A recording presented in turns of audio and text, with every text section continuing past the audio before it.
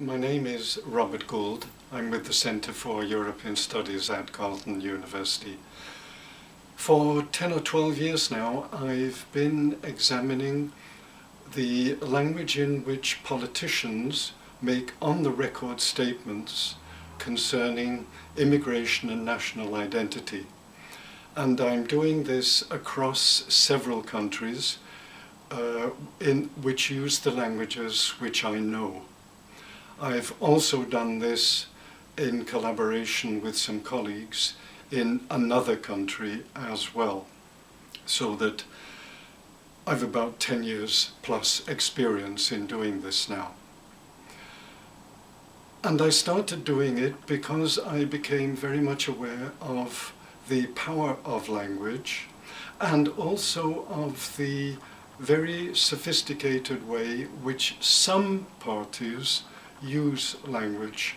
They have made a study of it, in fact, more than most parties have done in this country until recently.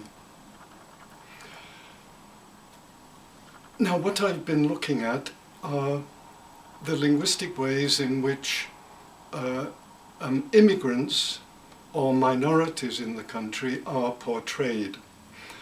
And the questions always are, which I come to deal with, to what extent are those groups being included or excluded and invited to participate in the national life or not. And sometimes the ways in which this process goes on is extremely subtle, but subtle can be powerful. Sometimes the ways, often the exclusionary ways, are quite overt.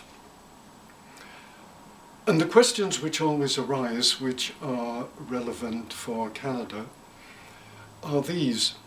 European societies are now having to come to terms with migration into many of them, not quite into all of them, or if they don't have migration, they have to come to terms with rising standards of ethical treatment and inclusion of many of their minorities.